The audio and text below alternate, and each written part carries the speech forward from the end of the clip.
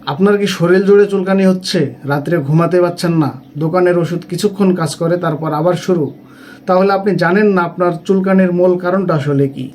আমি আজ আপনাকে দেখাবো চুলকানির ধরন বুঝে কোন হোমিওপ্যাথিক ওষুধ নিলে আপনি চিরতরে মুক্তি পেতে পারেন ইনশাল্লাহ। ভিডিওটি একদম শেষ পর্যন্ত দেখুন, কারণ আপনি হয়তো ঠিক এই মুহূর্তেই ভুল ওষুধটিই খাচ্ছেন। ইচিং বা পুরুরাইটাস কোনো একটি রোগ নয়, এটি একটি উপসর্গ। এর পিছনে অনেক কারণ থাকতে পারে, যেমন allergic reaction, fungal infection, eczema বা চর্মরোগ, দাঁত বা খোসপাচড়া, শুকনো ত্বক অর্থাৎ ড্রাই স্কিন, অন্তর্গত রোগ যেমন লিভার ডিজিজ, কিডনি সমস্যা, মানসিক টেনশন বা স্ট্রেস। মনে রাখবেন, হোমিওপ্যাথি কখনো রোগের ওপর কাজ করে না, এটি কাজ করে আপনার লক্ষণ অনুযায়ী। তাই ভুল ওষুধ মানেই ভুল চিকিৎসা। আজকে আমরা হোমিওপ্যাথির বেস্ট 60টি ওষুধ নিয়ে আলোচনা করব, যার প্রথম ওষুধটি হচ্ছে সালফার, এবং কোন কোন লক্ষণে কোন ওষুধটি খাবেন সেইগুলো এখন আলোচনা করা হবে।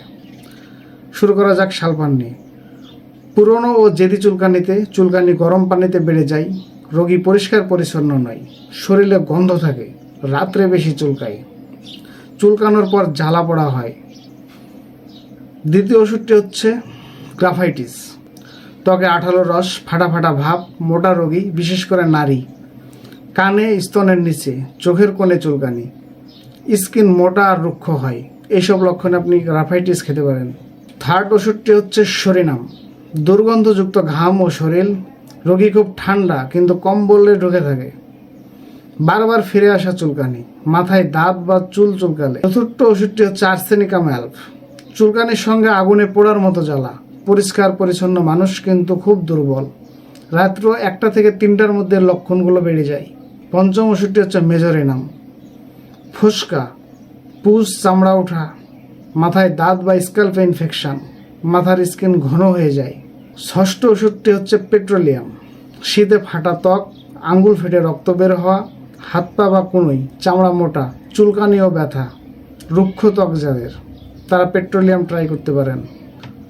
আমাদের সপ্তম এবং শেষ ওষুধটি হচ্ছে নেট্রামিওর, স্ক্যাল্পে চুলকানি, খুশকি ও চুল পড়া, ইমোশনাল রোগী, একা থাকতে চায়, মুখে ফাটা ঠোঁট, সূর্যে গেলে সমস্যা। প্রিয় দর্শক, শুধু ওষুধ জানলে চলবে না, রোগীর পূর্ণ লক্ষণ অনুযায়ী চিকিৎসা নেওয়া জরুরি। হোমিওপ্যাথির সবচেয়ে বড় শক্তি হলো ব্যক্তিভেদে ওষুধ নির্বাচন।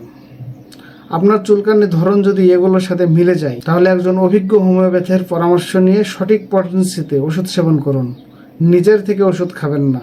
আপনার কোনো প্রশ্ন থাকলে নিচে কমেন্ট করুন, ভিডিওটি শেয়ার করুন, কারণ চুলকানির কষ্ট একা আপনি নন, অনেকেই ভুগছে। চর্মরোগ নিয়ে পরবর্তী ভিডিও আসছে, দেখতে চাইলে সাবস্ক্রাইব করে পাশে থাকা বেল আইকনটি বাজিয়ে রাখুন।